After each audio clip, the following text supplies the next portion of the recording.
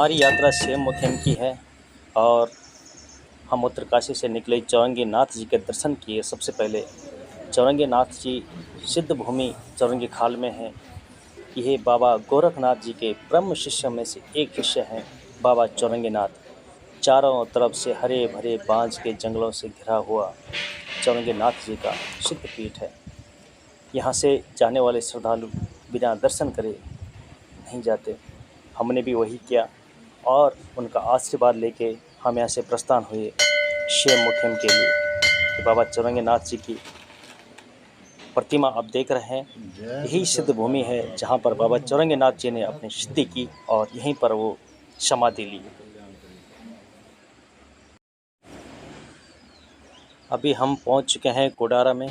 कोडार जहाँ से एक रोड जाती है लमगांव के लिए और एक रोड जाती है शेम मुखिम के लिए। यहाँ से लमगांव करीबन 15 किलोमीटर दूर है और शेम मुखिम यहाँ से 30 किलोमीटर की दूरी पर है।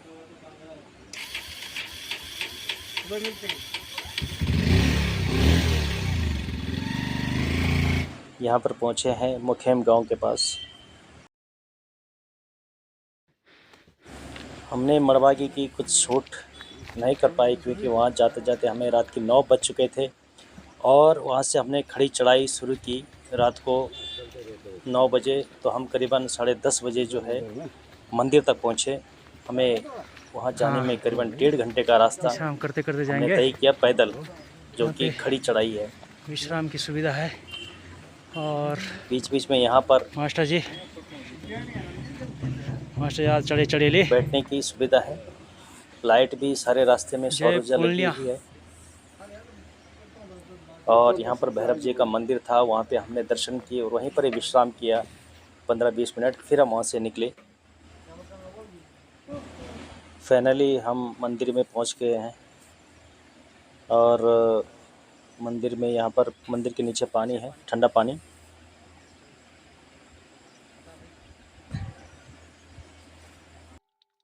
ठंडा है और साफ सुथरा। अब हम मंदिर के गेट तक पहुँच चुके हैं। यहाँ से मंदिर की सीढ़ियाँ शुरू हो जाती है। मेरे साथ दोनों मेरे भाई हैं, प्रशांत और सौरभ। प्रशांत ने बताया कि चढ़ाई में कैसा लगा 1.5 घंटे की चढ़ाई चढ़ने के बाद, और समय देखा तो 10:30 बज चुके थे, यानी हमें पूरे 1.5 घंटे लगे। हमने 2 जगह पे विश्राम किया।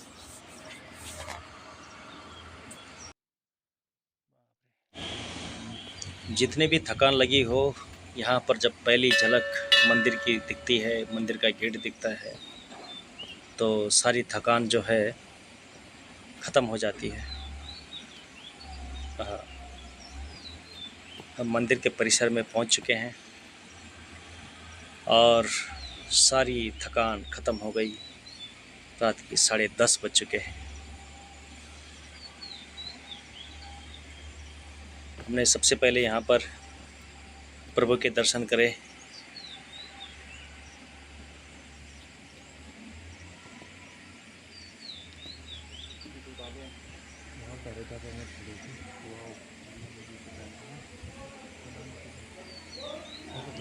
सुन रही जोता लियो ईयरफोन।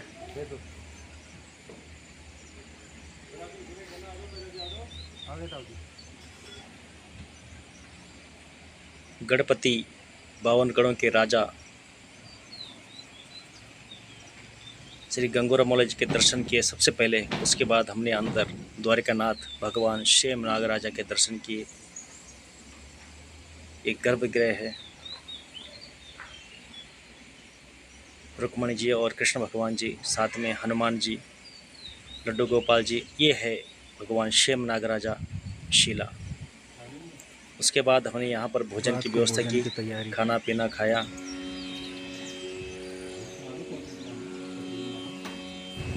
रात भर हम लोग सोए नहीं, भजन कीर्तन किया और सुबह का समय करीबन 5 बज चुके हैं। हमने मंदिर की परिसर में पूरी साफ़ सफाई की और कुछ 5-6 महिलाएं भी यहाँ रात को रुके थे। 2 पंडित जी थे, उनका रात का जप था, यहाँ पर महामृत्युंजय जप किया उन्होंने। और ये एक हमारी बहन जी साफ कर रही है और हमने भी पूरा मंदिर परिसर सफाई किया। उसके बाद स्नान किया और फिर भगवान की यहाँ पर पूजा लगी।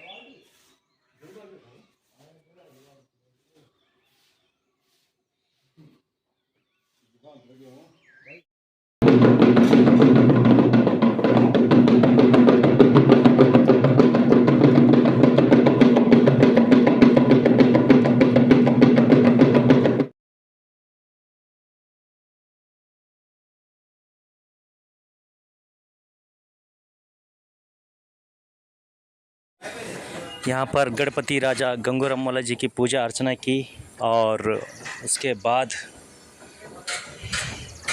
हम यहाँ पर गए। जो पानी है जिसे कोड़ धूर होता है, ये पानी भी कम हो चुका है।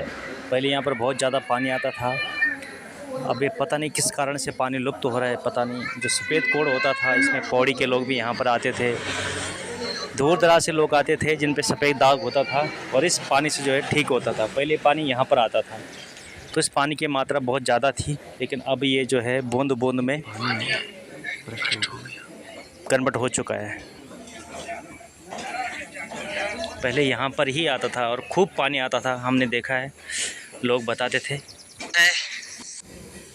रीना, आयांश, माधव सब पहुँचे हैं भगवान नागराजा के दरबार में। 1.5 घंटे की चढ़ाई चढ़ के ये बाल भगवान भी यहाँ तक पहुँचे हैं। ये भगवान नारायण का मंदिर है जिसे प्रकटाश्रम के नाम से जाना जाता है। कहते हैं यहाँ पर 7 से 14 मुखम हैं। अब वो किस भाग्यवान को मिले, किस भाग्यवान को देखेगा, उसका तो कोई पता नहीं है।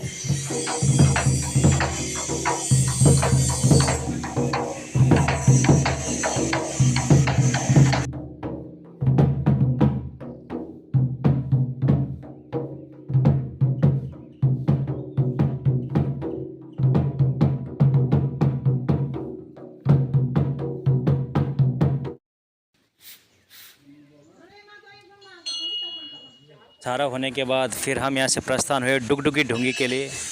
डुगडुगी ढूंगी जो कि बहुत प्रसिद्ध है। यहाँ पर एक पुराना सा मकान दिखाई दिया जो कि आधा टूटा हुआ खंडर है और आधा बचा हुआ है। ये रास्ता जाता है डुगडुगी के लिए। यहाँ से डुगडुगी ढूंगी करीबन आधा घंटे का रास्ता है और यहीं से ऊपर जो है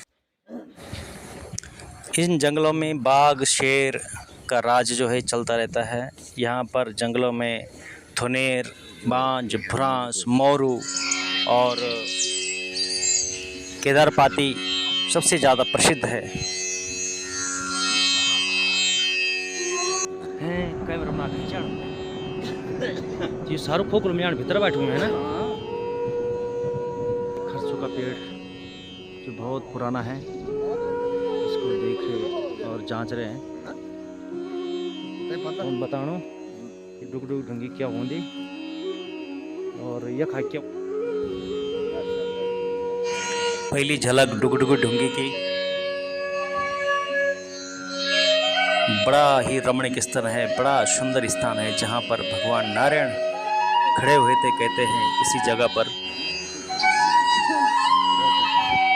यहाँ ताकत नहीं, बल नहीं, गर्व नहीं, यहाँ पर सिर्फ ईश्वर का प्रेम चलता है। प्रेम से जिस पत्थर को छुएगा वही इसे हिला पाएगा। जो गर्व और घमंड से आएगा वो तो चूर हो जाएगा।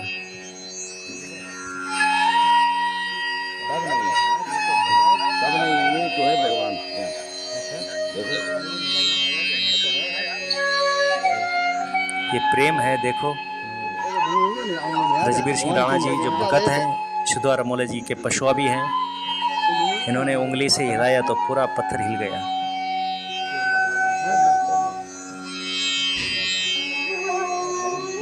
प्रणाम किया पत्थर को।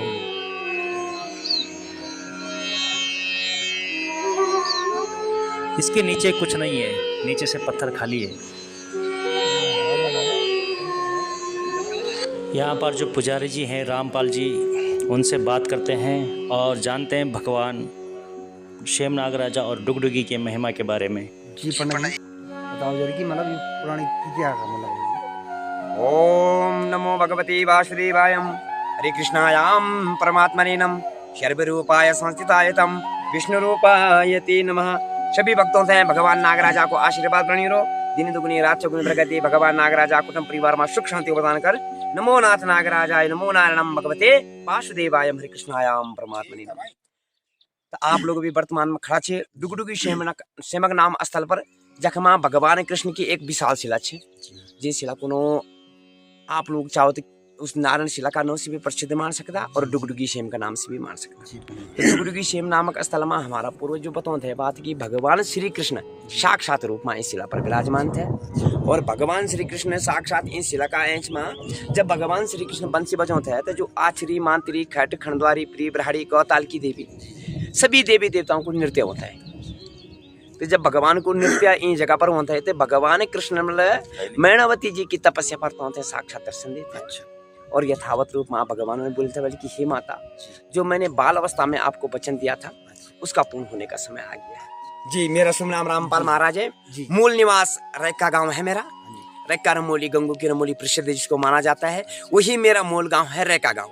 जी मैं डुगडुगी शेम पुजारी हूँ और हम भगवान नागराजा के अवतारी पुजारी होते हैं। हम ग्राम पंचायत रैका में जो सयाना बोलते थे हमारा, हम सयाना भी है जी। तो ये हकीकत है कि मतलब भगवान का ये दिया था कबल तुम्हें शराब मतलब भूसा खाना, वो हकीकत है कि नहीं? भूसा खाने का तो नहीं है महाराज, पर मांगने का है। अच्छा मांगने का है वो। अच्छा जी जी बिल्कुल महाराज, मांगने का जो शराब है ये यथावत भगवान का है। मतलब क्योंकि भगवान कृष्ण ने साक्षात यहाँ मांगा था। जी जी। इसी वजह से जो रमोलीगढ़ है, रमोलीगढ़ की सभी लोग मांगने जाते हैं। नामवती की बाल अवस्था में जो वचन दिया था उनको पूर्ण करने का जो समय आ गया था। जी जी। तो ये द्वापर युग महाभारत समापन के बाद आया था।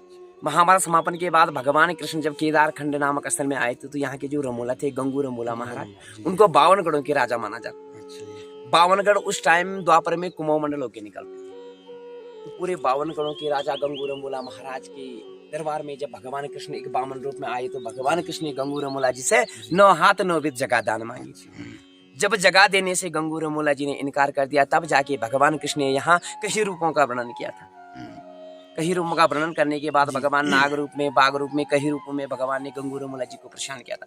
उसके बाद जब गंगू रमोला जी ने भगवान को द्वारकाधीश मानने से इनकार कर दिया, तब जाके भगवान कृष्ण ने 7 लाख सलान और 9 लाख धुमार पैदल यात्रा। उसके बाद जो हर जगह में जो मंदिर की स्थापना वो तभी होती है जब भगवान कृष्ण स्वयं 7 लाख सलान और 9 लाख धुमार की भगवान ने पैदल यात्रा की। उसके बाद भगवान श्री कृष्ण गुप्त सेम नामक स्थल में जो माता गांधारी का श्राप था भगवान, उसका जब पूर्ण निवारण कर दिया भगवान ने, तो उसके बाद भगवान कृष्ण आए तो हिरण्य राक्षी का आवागमन हो गया था। वो गंगू रमोला जी से करवाए। तब जाके गंगू रमोला जी ने भगवान कृष्ण से शर्त मान ली कि अगर आप द्वारिकाधीश हो तो आप इस राक्षी का वध करो। उसी राक्षी के साथ युद्ध करते करते भगवान कृष्ण 7 सेम पहुंचे। प्रकटा सेम, डुगडुगी सेम, तलबला सेम, गुप्ता सेम, आरुणी सेम, बारुणी सेम और लुप्त सेम, ये 7 सेमों के नाम है महाराज। और 7 सेम में भगवान की एक शिला के रूप में पूजा होती है। जो ये सेम धाम है ये शिलाओं के नाम से प्रसिद्ध माना जाता है। ठीक है, हमारा जो सेम धाम हम कहते हैं ना, ये शिलाओं के नाम से प्रसिद्ध माना जाता है। उसी टाइम भगवान ने इस खंड को 2 खंड में बांट जाता है, एक मानस खंड और एक केदार खंड। केदार खंड के राजा रहे गंगू रमोला महाराज। ये मान बात जब ढूंढा ना हमने सुनी तो कि मतलब ये गंगू रमोला का भैंस था। जी हाँ, ये भगवान ने ये प्रत्यक्ष है महाराज। देखो प्रभु की जो लीला होती है कि जब प्रभु की लीलाओं का वर्णन होता है तो ये मत कहना कि ये भैंस है। किसी न किसी में किसी प्राणी का वास होता है। बिल्कुल। तो जब किसी के उद्धार का समय आता है तो उन गाय भैंसों का उद्धार का समय भगवान के द्वारा था, तब जाके उन भगवान ने उन्हें शिला में परिवर्तित किया था और उसके बाद पूरा नहीं किया था।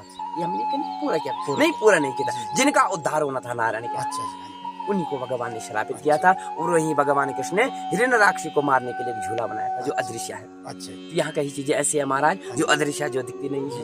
और दिशा परिवर्तन आप लोगों ने सुना ही होगा कि दिशा परिवर्तन भी यहाँ होता है। मतलब सुना है हमने। बिल्कुल, तो ये प्रत्यक्ष महाराज होता है। जो यहाँ है वो ऊपर वो लाल सिंह देवता का ना, हाँ, वो काल कसौल, हिंडोला। हाँ, हिंडोला काल कसौल बोलते हैं उसको। हाँ। तो ये जो चीजें हैं यथावत ये देवभूमि है। अच्छा, अपने जी जैसे 9 लाख सलाम मानवाद जने मानवाद 7 लाख है मानवाद के बड़ी सफेद धबर रंदा, तो मतलब कारण क्या, मतलब जो खानदान नवे धोए गई क्या साफ क्या मतलब? जी महाराज, प्रत्यक्ष मैं आपको बता देता हूँ इस चीज के बारे में। तो भगवान कृष्ण की 7 लाख सलान और 9 लाख धुमार की जो पूजा होती है, तो ये जो जगहों का नाम है, जगहों में भगवान कृष्ण 7 लाख सलान और 9 लाख धुमार भगवान पैदल गए थे। पूरे हमारे उत्तराखंड नामक स्थल में आते हैं और अब तो बंटन है महाराज का। तो जो हम कहते हैं कि जो सफेद दाग इंसान होते हैं जी, तो साहब ये मैंने प्रत्यक्ष में इसका आपको गारंटी भी दे सकता हूँ। मैंने प्रत्यक्ष अपनी आंखों से देखा। उस समय मेरी उम्र भी छोटी थी, अपने दादा के साथ आते थे। तो जहाँ पर आज ढोल दमाओं का बना है मंदिर में, वहां पर एक गुफा थी ऐसी, उसके अंदर इतना पानी निकलता था। जो पानी आज तांबे के उसमें लगा है, आप लोग पहले भी आए होंगे, वो पानी नीचे निकलता था। तो जो पौड़ी कुमाऊं गढ़वाल से इन लोगों से जो लोग आते थे, जब उनपे सफेद दाग होता था, तो जब वो लोग उस जगह में नहाने के लिए जाते थे तो उनका जो सफेद दाग है ये खत्म हो जाता है। ये सफेद दाग दोष के कारण होता है महाराज। जैसा किसी का घातिका देवता हो या कोई घर में जो चीजें होती है देवी देवताओं का प्रकोप होता है, इसके कारण सफेद दाग होता है। सफेद दाग के लिए सेमधाम प्रसिद्ध माना गया था। और इसमें जो आप कहते हैं ना कि ये जो हम कहते हैं कि फ्योंली भावर, बहुत सारे लोगों को फ्योंली भावर का पता नहीं। जब फ्योंली भावर में सिद्धवा और विद्वान मोला जी अपनी बकरी को चुंगाने जाते थे, भेड़ियों को चुंगाने जाते थे ना, तो उसी जगह का जो वर्णन है फ्योंली भावर से लेकर के हमारे 7 लाख सलान से उनका जो अपना भेड़ियों का जंगल था।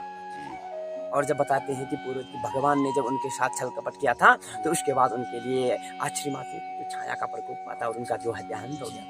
जय नाथ। तो पंडित जी मानवाद जैसे पानी था पहले, तो बहुत ज्यादा पानी था। तो महाराज मैंने आपको पहले नहीं बता दिया कि तो देखो मतलब क्यों हुआ ऐसा होता है ना महाराज जी कि भक्ति भाव होता है भगवान। अगर जो हमारे पूर्वज थे उनके अंदर ऐसी श्रद्धा थी कि श्रद्धा का भगवान होता है।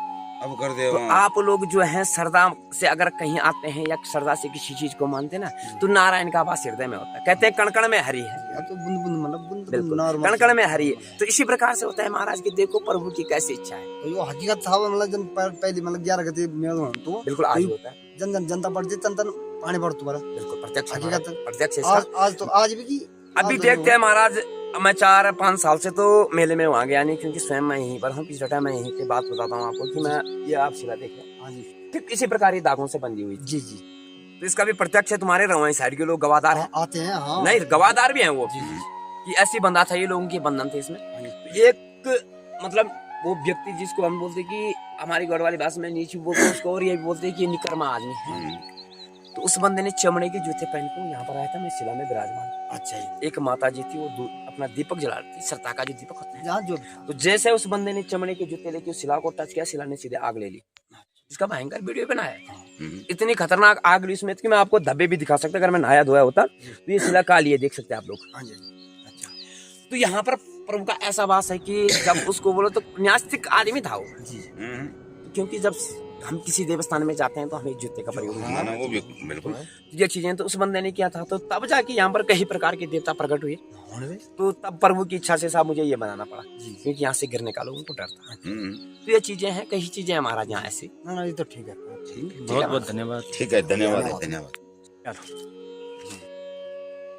ये रास्ता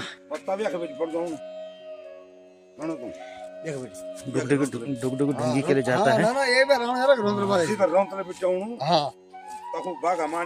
आराम से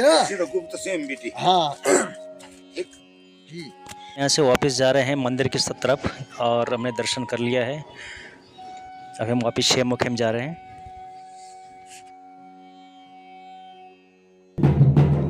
पूजा का समय हो चुका है। नागराजा भगवान और सिद्धवा मोला जी प्रकट हो चुके हैं और अभी पूजा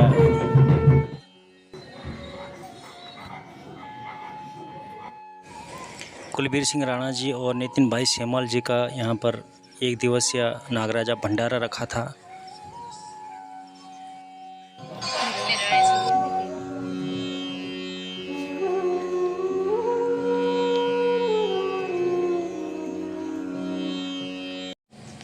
यहाँ पर भोजन की व्यवस्था है और कई प्रकार का यहाँ पर भोजन बनाया गया भंडारे में, और करीबन 500-600 लोग से भी ज़्यादा लोगों ने यहाँ पर भोजन किया।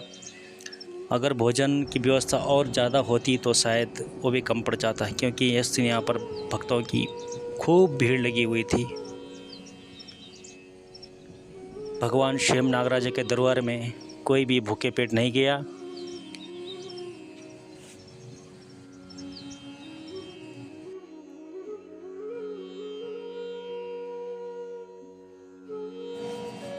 हमने प्रसाद ग्रहण किया और उसके बाद हम निकले सतरंजा का शौड़ा।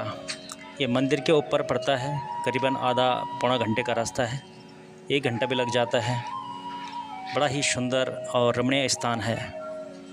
यहीं स्थान पर भगवान स्वयं नागराजा भगवान कृष्ण की घोड़ी उतरी थी।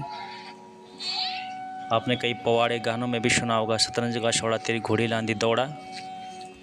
ये शिलाएं आप देख रहे हैं यहाँ पर, कहते हैं कि ये वो मवेशियाँ हैं गंगू रमोला जी की, जो भगवान के श्राप द्वारा जो है शिला में परिवर्तित हो गई और ये सब शिलाएं बन गई, क्योंकि इनका आकार भी एकदम मवेशियों जैसा ही है। सबका एक आकार है और एक ही जैसे है।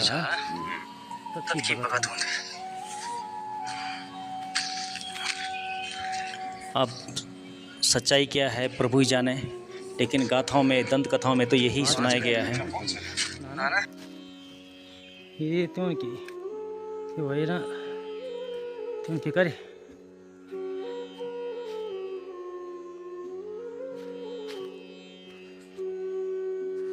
जा गिरे कहीं त्यों जागना जो कार पर होना।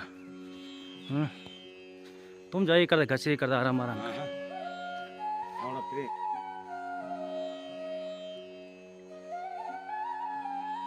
यहाँ पर एक पानी का तालाब है, ये भी करीबन 5 से 6 फुट गहरा है। हमने इसमें पत्थर फेंक के देखा था, नापा था इसको, तो इसमें आदमी डूब सकता है, बीच में काफ़ी गहरा है।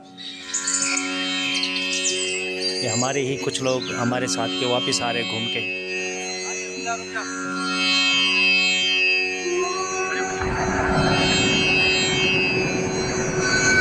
ये हमारे साथ के सब हमारे परिवार के सदस्य लोग हैं।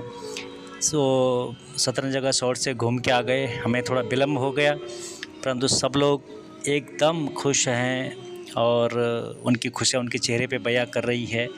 किसी को क्या पूछना है, उनकी मुस्कान ही उनकी खुशी बता रही है। किसी का जाने का मन भी नहीं कर रहा है, प्रसन्न है। वहाँ की तारीफ़ जितनी करो उतनी कम है, ये सच्चाई है। जिस जगह को भगवान द्वारकानाथ ने चुना होगा, सोचो कैसी जगह होगी। आज यहाँ पर कोहरा लगा हुआ है, बारिश है, इसलिए थोड़ा साफ नहीं दिखाई दे रहा विजुअल। यहाँ पर आश्रय मातृयों का ये मंदिर है, सबसे पहले लगता है। हमने यहाँ पर पूजा की और यहाँ पर धूपबत्ती जलाई, मिठाई चढ़ाई, उसके बाद हम आगे के लिए प्रस्थान हुए। ये तो आपने सुना ही होगा कि जहाँ पर स्वयं द्वारकानाथ विराजमान हो और वहाँ पर आश्रय मातृयों अप्सराओं का आवागमन ना हो, ये कैसे हो सकता है।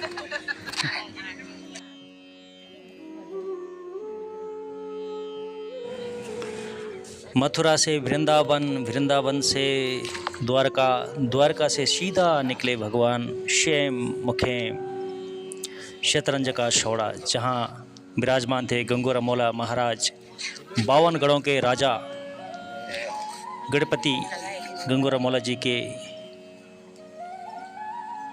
भूमि में भगवान श्री कृष्ण पधारे। यहाँ पर टिहरी से भगत लोग कहाँ से आ रहे हैं। ये लोग जो है कमान साइड से आ रखे थे। यहाँ पर इतनी एनर्जी है, मैंने भी यहाँ पर एक 15-20 मिनट ध्यान किया, तो सच में यहाँ पर मुझे लगता है कि इस ब्रह्मांड में अगर ध्यान करना हो ईश्वर का, तो इससे बड़ा स्थान और कहीं नहीं हो सकता है। यहाँ पर बड़ी एनर्जी है, और अगर आप अकेले हो, खासकर मेरे साथ हमारे दास जी हैं जो नागराजा के परम बाजकी हैं।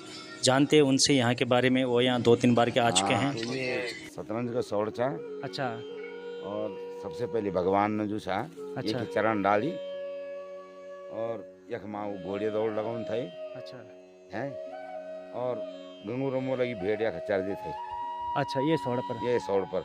अच्छा भगवान ने यखन जो था यहाँ से कदम उठाया और यहाँ से उसने पनक नापे और फिर वो अपनी जगह वहाँ पर ले ली मंदिर पे स्थान पे प्रगटा सेम परगटा सेम पे। एक भैंस चना लगे यहाँ एक भैंस चचना जो शतरंज को शौड़ से सबसे ऊंचू शौड़ है।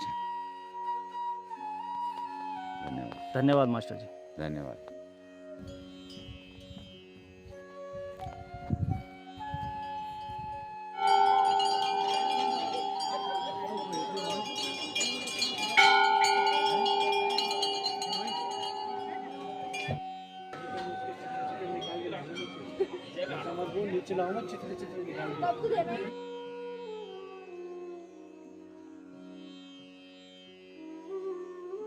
आपने बड़ा मिली चढ़ाओ बहुत अच्छा कार्य करना है। कई जगह का ये मुखिया मंडल। अच्छा अच्छा हाँ जी। क्या नाम आपका शुभ नाम?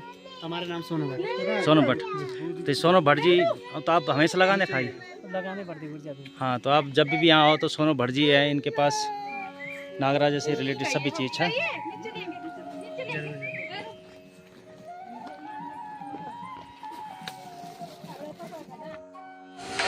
और अभी हम पहुँच गए शतरंज का सौड़ा और यहाँ से फिर निकलेंगे अभी घर के लिए वापस। शाम के करीबन 5 बज चुके हैं।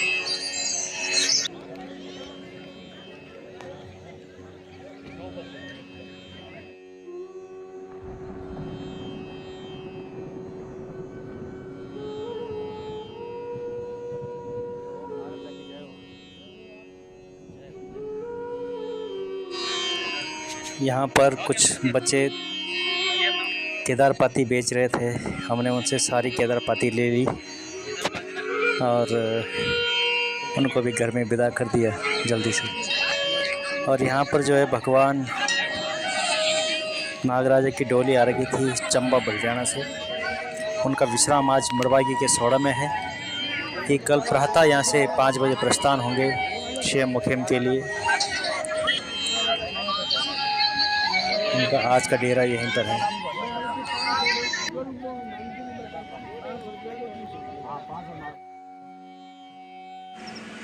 हम आपसे यहाँ पर विदा लेते हैं और जल्दी से मिलेंगे अगली वीडियो में। तब तक के लिए हमें इजाज़त दीजिएगा दोस्तों।